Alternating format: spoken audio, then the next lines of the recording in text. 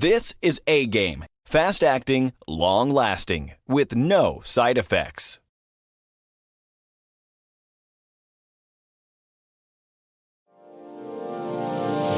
Hey all my Crimsonites, and welcome to the Crimson Cure channel, where we embrace our femininity, increase our womanly value, and celebrate our brothers. So join me on our feminine journey to learn, heal, and grow.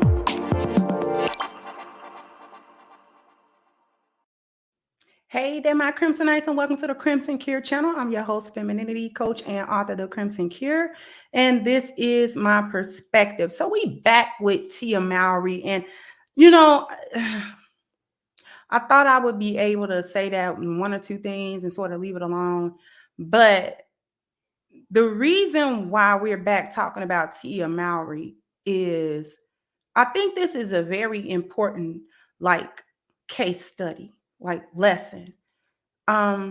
Because her divorcing, the things that she has said about that divorce afterwards, the energy that she's putting out afterwards, and the way that so many women are responding to that is disturbing to me. And it's disturbing to me, and it actually infuriates me to know that women are so callous about it and cavalier about marriage, is very nonchalant.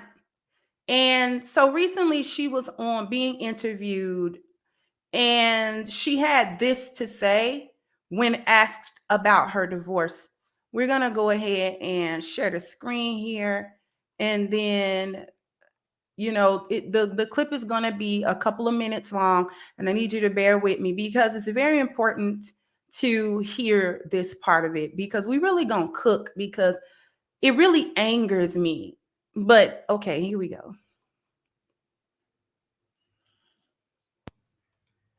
It was better to be lived, your life's better lived apart than together. Yes. How did you know that it was time? That's a really good question. To take that route? I knew when I really started to focus on my happiness. I feel like women, we tend to focus on everybody else's happiness, making sure that everybody else is okay, meaning our children. Meaning, our children, our friends, our, family. But at the end of the day, it's about self-love. And when you start to really work on yourself, love yourself, know your value, know your worth, and then all of a sudden there's this awakening. Wow. And it's not easy. It's a hard journey. But at the end of the day, I feel like it is so worth it. So yeah, wow. Thank you. Tia, what I think, here, people at home are sitting thinking, I feel this, because marriage, it takes a lot of work. And it also takes a lot of guts to know when you need to change something. Yes, it really does. It takes a lot of courage to say, this isn't working. Yeah. Was there a moment where you knew, I have to do something different? Yes, I feel like when I started to, again, like I said, focus on myself, but there was this sadness. And I knew that life is short. I had actually, lost my grandmother. We had lost Elena Housley, and both of them at the same time. There was just an aha moment in me where I said, you know what? You need to tap in, see what's really going on with your happiness. Life is short. Let's go. Let's start working on you and really focusing on what really, really matters here, which is at the end of the day, your peace, your joy, and your happiness. So I would say that. And I was in therapy as well. Yeah. I'm a huge fan of therapy. So it was all of that, aha moment. Well, because some people, when you say, oh no, that's sad, but you actually see this as a celebration. A celebration. I really do. I look at it as, one of my friends, she sent this beautiful letter to me from a woman who got a divorce. And it's all about, this perspective, in my opinion, and just changing the narrative. My marriage was a success. Yeah. I look at it as like a curriculum when you're in college or high school, right? you're learning, you're growing, you're evolving, you're creating. And I was able to create with Corey some beautiful, amazing children. And at the end of that curriculum, and at the end, there's a graduation, there's a celebration. So that's basically, how I'm looking at it now. And I feel like people when they look at marriage, that success equals longevity. But no, at the end of the day, it's, are they happy? Are they thriving? Are they growing? And I feel like that is what is most important. It's not about staying in something because however long you are in that situation, that equals success. It's about really, again, are you happy? Because life is really short. Yeah. Okay. I gotta stop.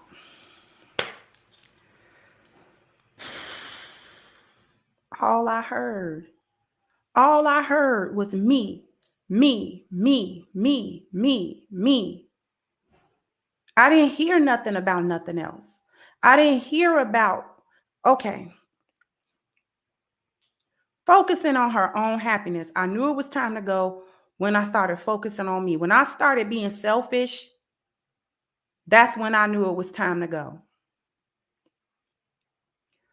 Then she said, women focus on other people's happiness.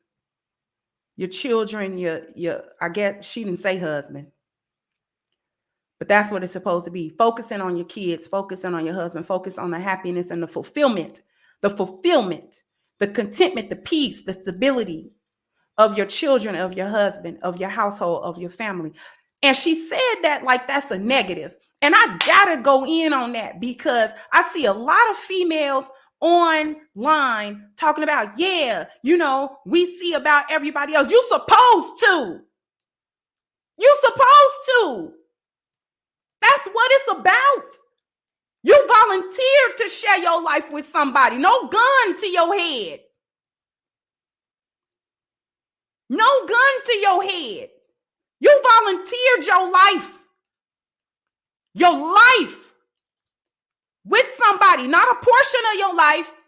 Not, when I get tired of it, then I can walk off, then I can go away.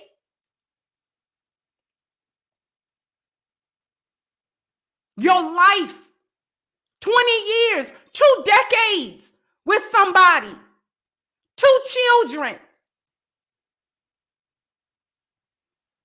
It demonstrates a lack of understanding of the depth and the purpose of marriage. And it infuriates me as a woman who spent 2 decades in a marriage till death do her part. And every day wasn't some kind of roses and lollipops. It just wasn't. But just because every day wasn't, a trip to Italy or, whatever kind of fun you think you're supposed to be having. So many of y'all go to the opposite. If it's not this fantasy world that you done created in your head, then it's bad what you have. And that only equals out to me ingratitude. You are ingrate for what you do have because women start focusing on what they don't have. Before I get into the real depth of what's really happening, let me dispel a few talking points that I've seen in comment sections, chat rooms, whenever this conversation about Tia Mowry and her husband is brought up. Oh, well, she was tired of paying for everything. What's she paying for now? Did divorcing him solve a problem? He broke. No, he's not. What is y'all definition of broke? That's what I want to know. Because a lot of y'all is running around here making $35,000 a year. So I want to know what part of him is broke. Let me take a look.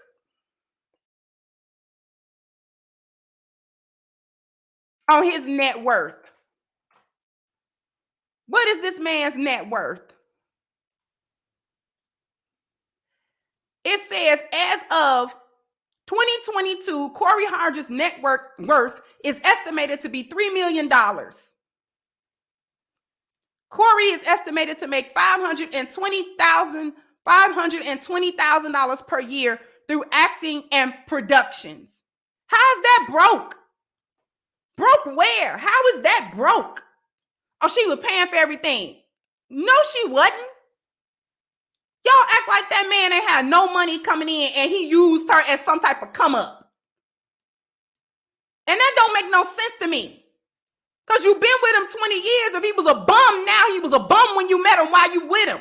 Why did you go with him? Why did you have babies with him? Why did you lay down with him? Why did you accept his 20 years out of his life? Why did you do that? I'm not buying it. I do not buy that at all. Not at all. Some people are saying, well, it's good she left, she's not happy because, you'll ruin the marriage if you're not happy and you just stuck in it. She probably did Corey a favor. A favor. She usurped 20 years of that man's life. 20 whole years. That's a long time. That's not 2-3 years. That's a long time. And that doesn't pop up overnight. Oh, she'll ruin him if he stay. She done ruined him already. Why do women think that when you leave a marriage, that man don't feel nothing? Why do women think that? So self-absorbed and caught in your own vacuum and your own world and your own selfishness. Why you don't think that man don't feel nothing? Why? Already he hurt. He already ruined. The family is broken. What you mean?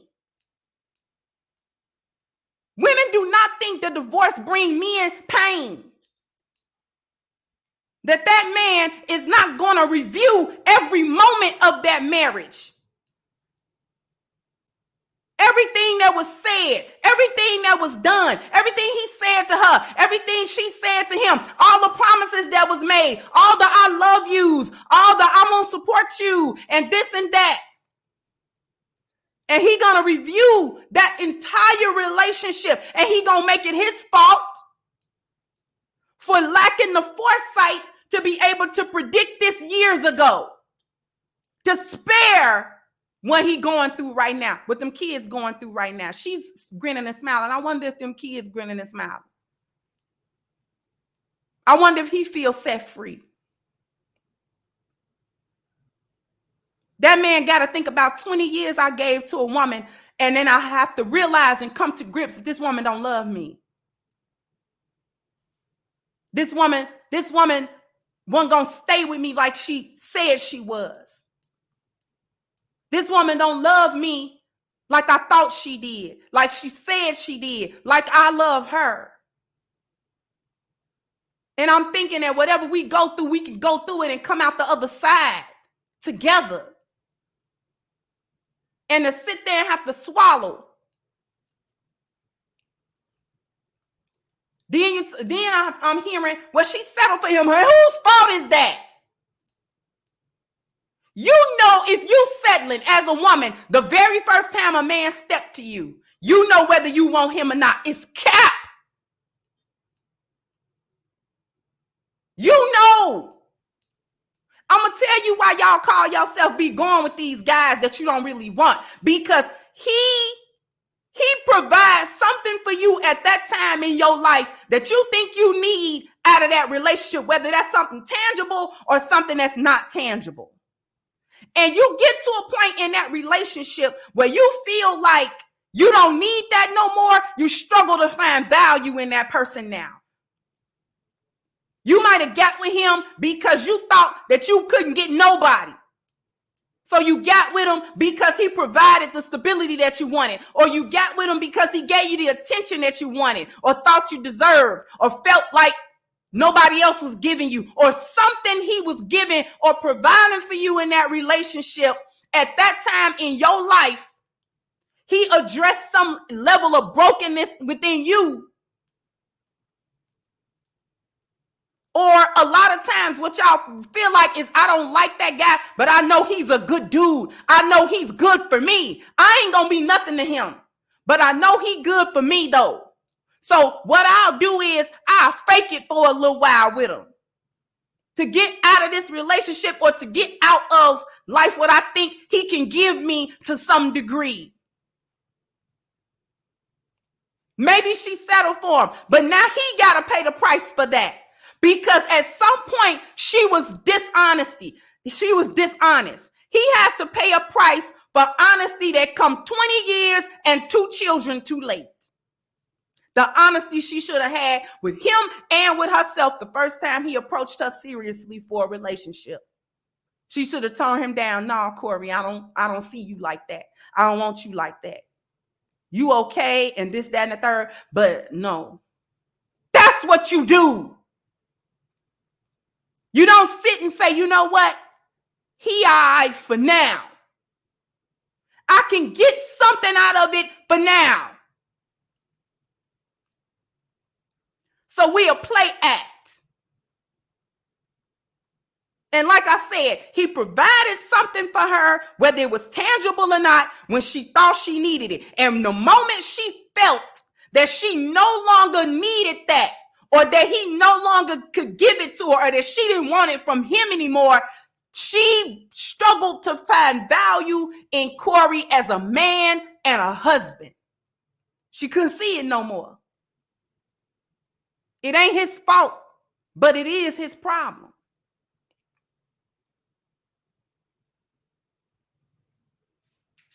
And this is why you have to be honest in your value system when you start. A lot of women are so dishonest about that.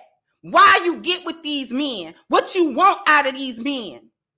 Because if you get with somebody and he present to you his values, he present to you what's important to him, he present to you his vision, he present to you his worldview, and you don't align with that, that's the doom of the marriage right there if you keep going. And so many women are so dishonest with themselves. You lie to yourself and you lie to that man. That you're not really in alignment. You don't really see life like that. The reason why you align value system is because that's the thing that's least likely to change about people over time. Because your value system is typically set early in life. And it actually makes me angry that women take these vows so nonchalantly. You don't understand marriage in itself. You don't understand that that is the fulfillment, the purpose of it. I'm pouring into you. You pour into me. Not me pour into myself. That is not marriage. I'm supposed to be looking out for your rights and your needs and my children's needs and my family's needs to the neglect of mine, because my husband's job is to look for mine. That's his job, to make sure my needs are met. It's my job to make sure his needs are met. He shouldn't have to worry about whether or not he's getting his needs met and whether or not things he's being fulfilled in this relationship, because I'm supposed to know what does that and give it to him without him having to beg. And the same to me. Because if you go into a marriage thinking, what can I do? How can I ensure? Then you're not looking out for the other person. That's not marriage. You're still single. And I don't know what I'm not happy is. Listen, let me tell y'all something. Marriage is not some type of fantasy or what you see on TV and all these movies and Instagram or whatever you looking at and celebrity life and all of this type of stuff. You're not going to be on Venice Beach all the time. It's not vacations and holidays and glitz and glam, regardless of whether you have wealth or not. That's not what marriage is. Marriage is every day. Let me tell you what it is. Because you volunteered to live this life and you volunteered to live it with the person you with. And it is every day waking up and making a conscious choice to love the life you volunteered to live with the person you volunteered to live it with. It's not this fleeting emotion. What you cultivating is peace and contentment and fulfillment Every day you cultivating that. And it is a conscious decision, not a passive one. You working towards that. And women are lazy. Tia is lazy. And the reason why I'm saying she lazy is because women get lazy. You don't want to do the emotional work that it takes. That's why she's saying, oh, we looking out for everybody else. That's the emotional work of marriage from day one. And you vow to tirelessly do that work every day. That is what you vow. And it's not that they not getting poured into, it's that they getting tired of pouring into others. That's the selfishness that you hear. When I looked at my happiness and when I looked at what I needed and when I looked at, I'm getting tired of doing my part of the relationship and the emotional work. I'm getting tired of pouring into other people. Am I getting things poured into me? Yeah, but I don't care about that. It's time for me to no longer pour into nobody else. I'm selfish. So I'm going to pour into me and you pour into me too. Nobody stops to think that these men are always every day walking on cloud nine either.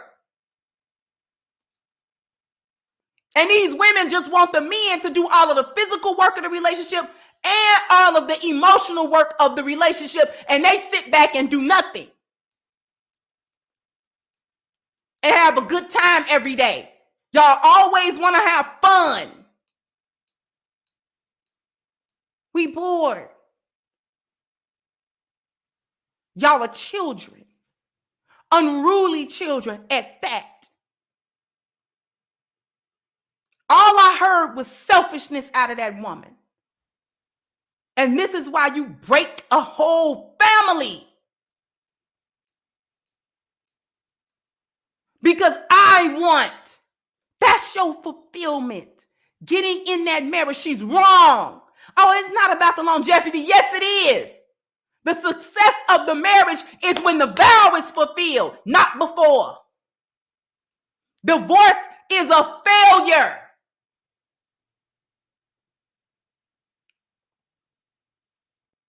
It is a failure, not a success. Oh, I'm graduating. We graduating from these ninjas. Now people are going to start using that like it's good. None of that stuff that she said was something you can't do in a marriage. Because she talked about loss. So now you going through something. That's what your spouse is for. To lean on. But when it's time for them to lean on you, you don't like that.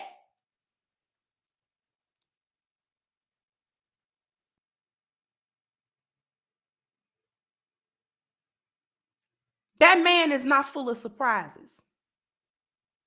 He been that same man, more or less, like at the core of him, I mean, since the day she met him. People change over time. You should evolve. But why does that exclude and be evolving together? Why does that exclude that? All of that mythical stuff about growing apart. No, you didn't. No, you don't. No, you don't. You weren't with that person for the right reason to begin with. And it's coming to fruition now. That tree is now bearing fruit. That's what that is. That's what growing apart is. I was with you for all of these different reasons. You were with me because you loved me. I was with you because of what I thought you could give me at that moment during a time that I thought I needed them things. And now that I feel like I've evolved past needing them things, I done evolved past you.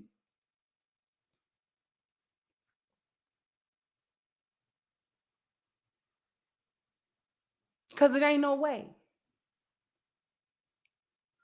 Ain't no way we can't communicate. Ain't no way we've exhausted everything. Because I ain't heard nothing yet that she said that couldn't have been addressed in a minute. I'm trying to figure out which problem did she solve.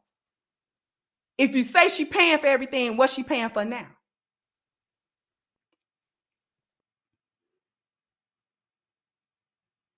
She settled for him. Now what's she settling for?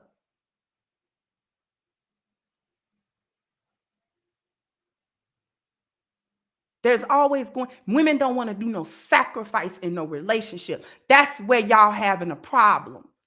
Y'all feel like it ain't never supposed to be no sacrifice nowhere. And if you do have to make a sacrifice, that means that this situation and this person isn't perfect, so I got to leave it at some point. There's always a trade-off. You can have a perfect job. It's perfectly what you want to be doing for work. It has a wonderful pay, wonderful benefits. The work environment is awesome, but it takes 2 hours to commute there and back. You see what I mean? You don't really want to do the 2-hour commute, but is that a reason to leave that job? And too many of y'all likened it to that. It's like leaving a job. Really? It's like that? Leaving a marriage is like leaving a job? Really? Because, I forgot that most of y'all do say marriage is a business. And so since like 90% of y'all are in the lost value system, take a look at what profession says. Profession says no loyalty. Ain't no loyalty to it. That maybe marriage is a business to y'all. Because there ain't no loyalty in profession. That's why y'all likening it to a job. Because there ain't no loyalty to that either. Ain't no loyalty to your profession. You can be working at such a company and another company come in and say, we'll pay you $5 more an hour. You're gone. No loyalty. Okay. But you treat your family like that. You treat your husband like that. You treat your kids like that. Ain't no loyalty. I'm not getting served to the degree I think I should. So bump all y'all. I'm not even caring about how y'all about to handle this. Because I can throw y'all away. I can throw my husband in the garbage. I can throw him away. When I'm done using him, when he don't serve me the way I want, I can throw him in the garbage. And you wonder why men hold back on commitment. You wonder why they vet you for 5 years. Because they waiting on the other shoe to drop. They waiting on you to switch it up. Because so many do. I'm not happy anymore. You're not happy anymore. You going to be happy now every day? Every day you're going to be happy? Now that you're single, now that you're by yourself, every day is sunny, right? You ain't never going to have a struggle. You're never going to have a time where you got to really, really put forth a lot of effort to get done what you need to get done. And that's going to be easier without help. Y'all kill me. Y'all really kill me. Anyway, because I can keep going. I really can. Because it's infuriating to me. It's a celebration and a graduation. Like, what is you talking about?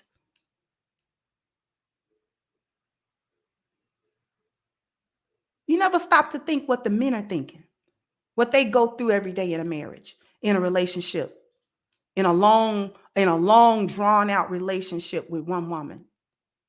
And the constant having to do the trouble and the troubleshooting and the problems. It's constant.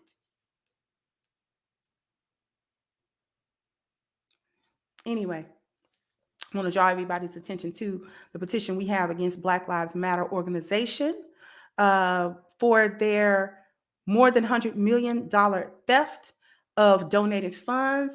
It pleases me to be able to tell you all that we have completed the first 2 of our 6-step initiative. The first was to get over the milestone of 10,000 initial supporters with the petition. That we have done. We're headed towards the next milestone, which is 15,000 signatures. And we were able to circulate a global press release of the petition, and that has been done. So we're going to get so many more eyes, so much more attention on this petition. We're going to be able to move towards step 3 very soon.